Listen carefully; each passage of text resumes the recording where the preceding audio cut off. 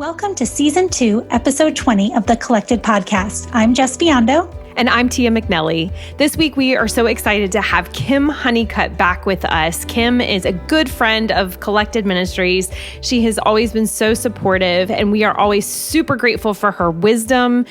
She is a therapist. She has quite a story, and she's also an author of this book, But Your Mother Loves You.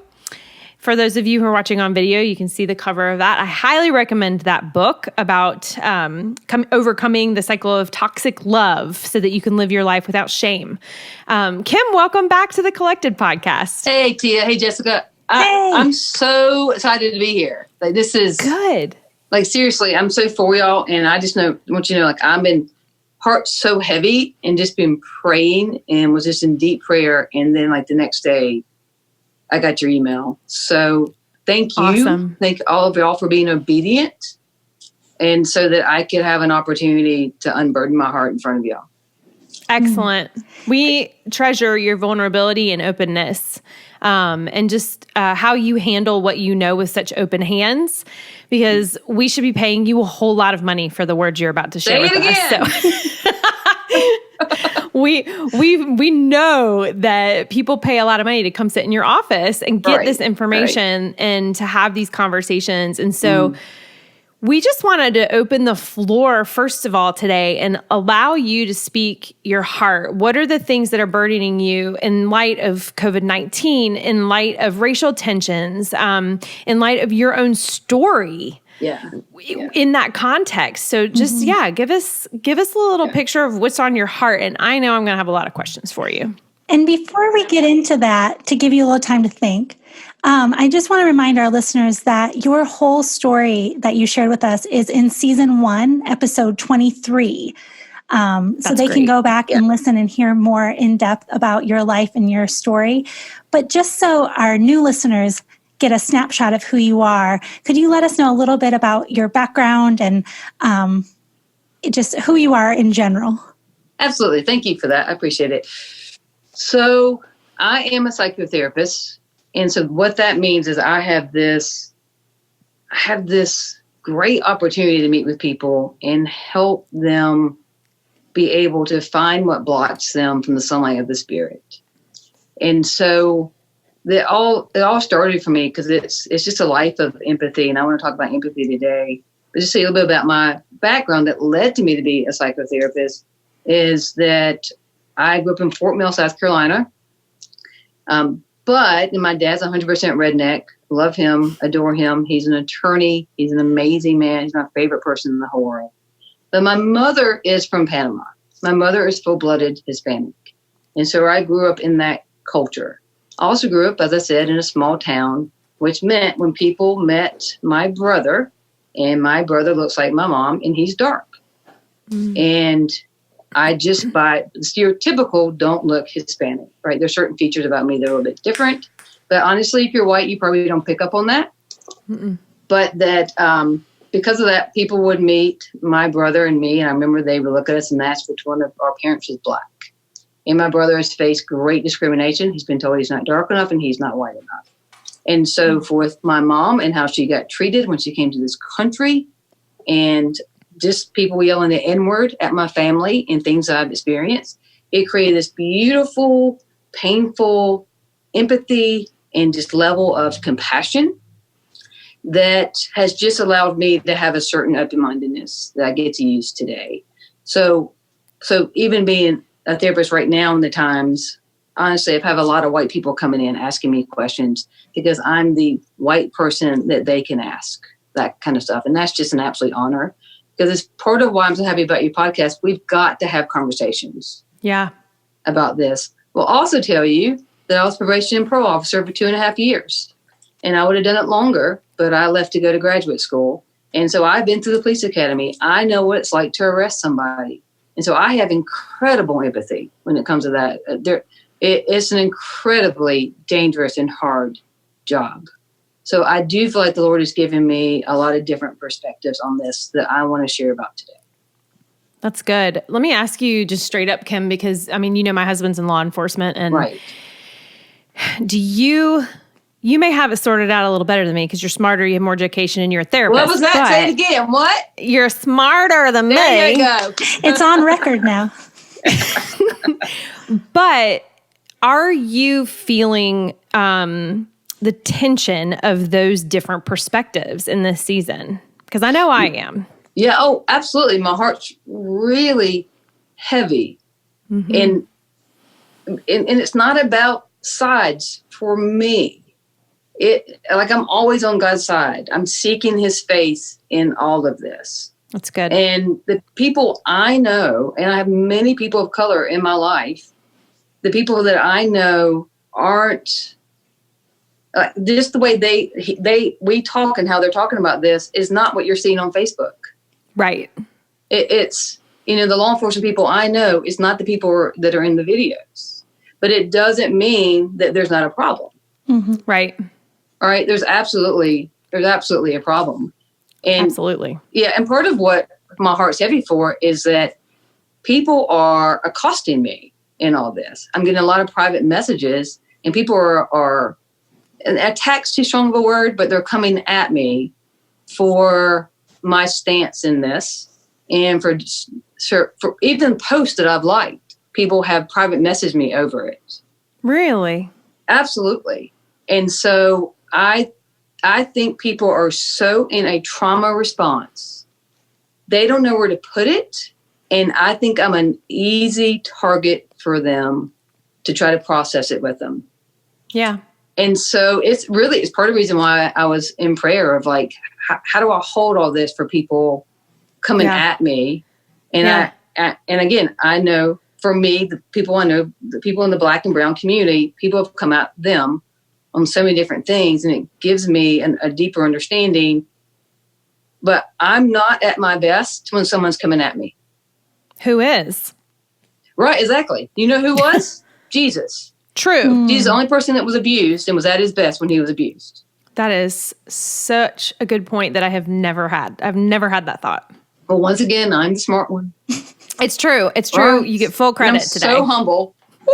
So, for people who don't know me, please know I'm joking. All right. But that's the thing. Like, I can't, but I understand the autonomic nervous system, and I understand our central nervous system, and I understand trauma responses. And if I did not, I think I'll be in the fetal position right now. Right. And so how people are interacting and why I'm watching them, I'm like, oh, you're in dorsal vagal. You're in sympathetic, nerve. And that's why you're acting like this. And so I don't personalize what they're doing. Right. There is no way you can grow and get closer to the Lord if you're constantly offended or you're constantly in fear of offending. So true. Can you say that one more time? Because it is so important and it's integral to our message at Collected. So I cannot constantly be in fear of offending someone, or I can't constantly be offended all the time and be in relationship with the Lord in the depth he wants me. That's so true. That's so good, Kim. I can't do it. And so being sensitive and personalizing things, two different things. True. Different things. So I'm a sensitive person, even though I'm an 8. Enneagram 8, go 8s. I'm sensitive. You're the best 8 I've ever known, by the way. Aw, thank you, boo. As a 3, that's a high compliment. You know that, right? It's a super high compliment. It really is. It really is. So I would press my feelings, which is why I'm such a good therapist. I don't feel what they're going through. I can sit with them in their burden, but I don't take it on and go, oh, what? I don't. Okay. So I'm sensitive, but I don't personalize because I can watch someone's behavior and understand it. Like, I understand the Bible because I understand psychology. I understand psychology that helps me understand the Bible. Yeah. And it really talk a little bit about personalization in case people don't understand that concept, because I think I learned about personalization from you online in your social media. You probably didn't know that, but that's super, super good concept. So let's talk about it. Yeah. So my relationship with the Lord is really personal, right? In relationship you have with your husband and different people, it's really personal. Right. And so that is the more personal relationship with Christ is, the less I will personalize what's going on with you. All right. I'm using an example that may get me in trouble, but it's a great example. So someone that I know posted about it was a tweet, Twitter, whatever you young people are into, one of them things. And she just photocopied or whatever and shared it on Facebook. And it was a statement that was healing for me. It was about, there's a woman saying, hey, I've never stood in a room with a gay person, a Muslim, etc., and felt threatened, but I have with a white man. That was healing for me. Yeah. Because that is the people who have hurt me. That has been my experience when it comes to sexual assault. That has been painful for me. It was a healing moment. And so I wrote, that's true. I got a private message from someone saying I'm a leader in the church and I have no right to speak against a white man. You're not speaking against all white men. I wasn't. I honestly had a moment where my central nervous system calmed down because people don't talk about that.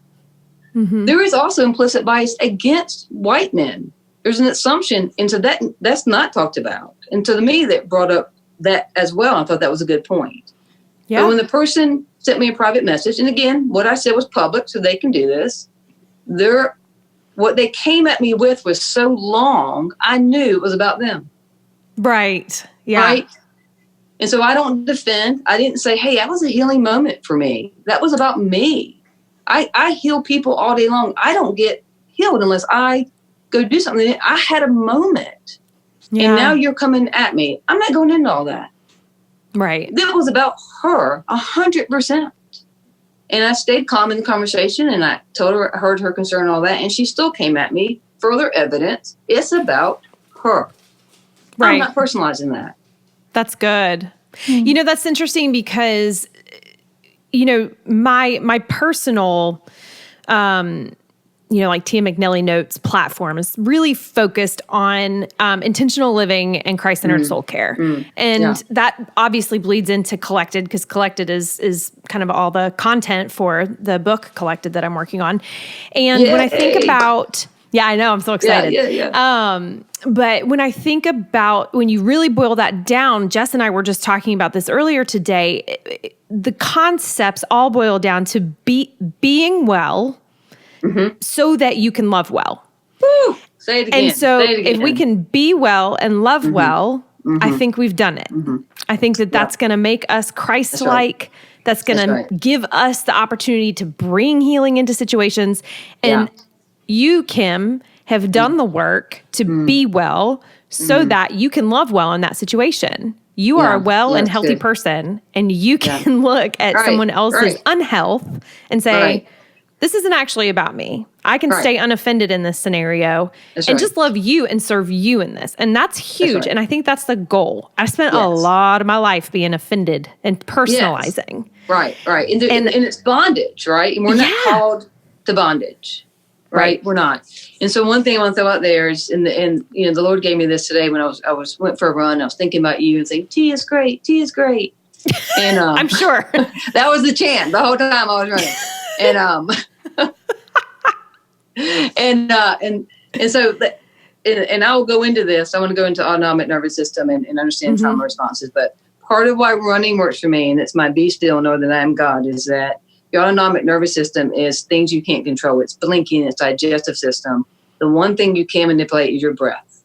So when I'm running and I'm controlling my breath, it actually puts me in a place where I can hear the Lord, because it changes your nervous system. And so that is my be still and know that I am God. That is how I hear him. Wow. And so I'm running this morning and he gave me Galatians 1:10, Galatians 5:1, and Galatians 6:1 through 6. Like it was, so I want to throw this out there to everybody. So Galatians 1:10 tells us, am I still trying to win the approval of human beings, or am I living for God? Because I'm still trying to get people's approval, then I'm not serving God. That's good. That goes into not being offended, not taking things personally. And then what gave me is Galatians 5:1, which is, it is for freedom that Christ set us free. It means we've been set free. It doesn't mean we're free. But you've been set free. That's good. And it says stand firm, which means the foundation of God. which is grace, mercy, justice. It's his foundation. And do not let yourselves be burdened again by the yoke of slavery. Wow. So we have a choice in that then. You have absolute choice. But if I'm going to get unburdened so that I can go help those still in slavery, still enslaved, I've got to do my work first. Yep. And because once it's done, then I can go into Galatians 6:1-6, which says that I am to stand beside my brothers and sisters who are burdened. I am to stand beside them, and I don't have to carry their load. It's their load, but I can walk beside them in protest. And whatever that looks like, I am to be there. But it says if I don't do my work, then when I'm standing beside them, I will be tempted by other things, which means I'm going to start rioting. I'm going to go into something else. All right. And at some point, we've got to get past asking the brown and black community to we're putting the burden of proof on them. We've got to get past that. We got to get to the burden of truth. Yeah. That we're so good. standing only on the truth of Christ. We're not thinking about people. It's the approval of God. And that's why we're shoulder to shoulder with people. That's so good, Kim. Yeah. And that's what he showed me this morning. Yeah. And do your own work first. Be well so you can love well. Yeah. That's right. That's right. That's so good. So let me go into brain chemistry of why what I said I think is important. Is that okay? Mm-hmm. Yes. Okay. All right. I'm going to be a little bit nerdy. Be all the nerdy. Do it. Yeah. But I don't want people to think I'm nerdy. But see, but I you're don't care so what cool. y'all think. I don't think anybody can make that mistake. That's a really good point. Okay. So, so here's part of why I understand things, and praise God for this. So you have your attachment style, which starts as a child. So when all this stuff started back up, when this stuff started about COVID, it really just got me back into, I've studied attachment styles, which are crucial in relationships for 20 years, but I really threw me back into really studying it. Because I really started thinking, like, why are some people buying toilet paper and other people are judging people buying toilet paper and they're out buying a gun? Why is all this happening? And so it really got me back into really looking at people's sense of safety. Because here's the thing, we also talk about safety and connection, right? Life is about connection, but it's really about safety in connection. So you have your sympathetic nervous system and you have a parasympathetic. And if you are in sympathetic, that basically means that you are anxiety, anger, and danger. And then what you are doing is overthinking and overworking. You're just doing. Mm-hmm. It's a person at church who's setting all the tables up, doing everything they have to do for the women's ministry, and they are almost manic in how they're doing stuff, but they aren't connected to people at all. Mm-hmm. You cannot be in sympathetic and connect. You're just doing. You're just doing. This is fight or flight. So you can seem healthy and helpful. Yes. But not really. But you're still in fight or flight. That is their fight, or it's their flee, right? So a lot of what we're seeing is primal with people because people are in so much fear that it's just they're in a primal fear. And so just to think of, like, if God made us, our brain, so that if you saw a tiger back in the day, you would flee, you would run. Mm-hmm. You're watching a lot of people who, when they see a police officer, they see somebody, they flee. Mm-hmm. And that's sad. Like it's programmed. Yeah. Yeah, it's programmed. And it's also, there's just a lot of programming that's happening. And that's not your husband's goal. It was never my goal when I was an officer ever. And we know there's a reason why it's happening. Mm-hmm. It's just not what's meant to be. So when you're sympathetic, you are in a trauma response and you're either fight or flight or a fawn. Fawn means that you're codependent, right? Oh. Yeah. Okay, wait, can you go into that just a little bit more? Yeah. So there are 4 trauma responses. Okay. And one of them is called fawning. And fawning means that you're trying to be an appeaser. You're trying to clean everything, do everything so mommy and daddy won't get in a fight. You're trying to, if I just make a really good dinner, then my kids won't won't act this way. Like it's just doing to try to you're trying to manipulate the situation by what you do. Got it. Okay. That's interesting. Yeah. And the other part of it is in parasympathetic is called dorsal vagal. All right. That is when you're in unaffected, numb, frozen. So even that's a very familiar trauma response to me. Yes, I understand that one. That's right. And remember, frozen and calm look the same. It's true. They look the same. And so part of why this is important is that with COVID and then things are happening now within race relations, like you're watching people in fight, flight, fawn, or freeze. Mm. Here's the thing. If I stay there, I can't grow. I can't transform. I can't change. The only place that we actually change is in what's called ventral vagal. Ventral is also called social engagement. Right? Connection. Right. So when I'm in social engagement, it means that I have the ability to think of options, have choices, not personalize, not be offended, have a disagreement with you, but we'll go back and forth. There's an ease. There's still an intimacy that can happen. So you can look in your mirrors. There's times your husband might do something and you go into sympathetic and you're in fight mode. And you will go nowhere in that conversation. Nowhere good. All right. We have to be able to stay in ventral vagal. We have to be able to stay in connection because that is where we're pro relationships. Instead of Are you going to tell us how we do that? That might cost you a little bit. Okay. But otherwise, honestly, you're pro self. You're just trying to get by. If you're in ventral vagal, you're in secure connection, you are pro relationships. Mm. That's where you're present and you feel the closeness to God because you don't do anything to get close to God. Like he's always there. But we won't feel it. So if you're in sympathetic, you think you have to earn it. You think you have to keep doing things to feel closeness to him. Right? And you're in dorsal, you'll think he's never going to be there for me anyway. It doesn't matter. Wow. Yeah. So that's why this is so important of understanding. And so we've got our Black and brown brothers and sisters out there who may be from a young age because of circumstances. And it's not just them, but I'm just for what we're talking about today. They may be in a trauma response and have been, which means cortisol is flying through them constantly. And they cannot be at their best. Yeah. Yeah, that makes sense. Based on circumstances, right? And so that is my heart and my compassion. So here's the thing, everybody. If you don't have a posture of curiosity or a posture of compassion towards others and towards yourself, you will get nowhere but where you are. Preach. Oh, yes. We have to have a posture of curiosity, right? So even therapeutically, and this is why I think it's so important to understand that systemic racism and therapy, for me, go together.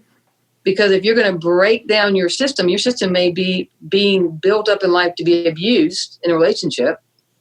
Your system may be based on not understanding what racism is, whatever it is. Like we have to really treat ourselves well if we're going to undo what we know, what we've been taught. That's so good. So me cussing you out on Facebook, me telling you you're wrong, me saying whatever, I'm just keeping you in a state within your body where you are immobile. It doesn't help anybody. And I think this is, if we've ever needed help before, Tia, it's now. Yeah, I agree. I'm so grateful that, like you said, COVID is in no way a blessing in any way, shape, or form. However, the timing of it has been advantageous in some ways. As you said before, I'm not sure if we're recording it or not. We're not recording then. Yeah. And also just my own personal experience with all of this, you know, when I was still very much personalizing in 2016 when we had those riots in Charlotte. Right. And for the first time ever, I identified as a police wife. All these years, I had never, because he's he leaves it at work. He doesn't bring it home. It's not our identity. There are women who like marry to be a police wife. That's just not, it wasn't me. Right. So I was very much still personalizing others' opinions and others' trauma responses at that time and engaged in the work. And I find it advantageous that it's been in the last 2.5 years that I've entered into my own trauma work from my entire lifetime. Yeah. And can begin to understand this. And I cannot emphasize enough what you just said, Kim, that therapy and anti-racism are so tied together, that we all have incredible work to do with people like you who can help us work through these trauma responses and understand these responses that are happening beyond our control, truly. This conversation with Kim is so good so far. It's so powerful. I'm learning so much. I know. And I mean, it's good news and bad news, but we just had so much more to say that we couldn't fit it all in one episode. Yeah, so I was not ready for that to end. Our conversation continued for about another 30 minutes, so we split it into 2 weeks. So make sure to tune in again next week to hear the rest of our conversation with Kim, and she dives deep into connection. What are some other trauma things? responses? Trauma responses. I ask my own personal questions and treat her like my personal therapist, which, I mean, you know, Jess, we've just decided that that's what we're going to do. This show's for us now. Yeah, we get a lot out of it. For you. We love you. But we figure if we have these awesome experts on our show, why not ask them things we're thinking? Because hopefully some of you out there are thinking the same things. Yes. So yeah, please check back in next week for the rest of the episode and follow us at Collected Ministries. We would love to hear from you too if you have questions or comments on anything that you hear on our show. You know, we want this to be a dialogue if you want to say things back to us. Yeah. So we'd love to hear from you. info@collectedministries.org. You guys have an amazing week, and we'll see you back with part 2 next Thursday.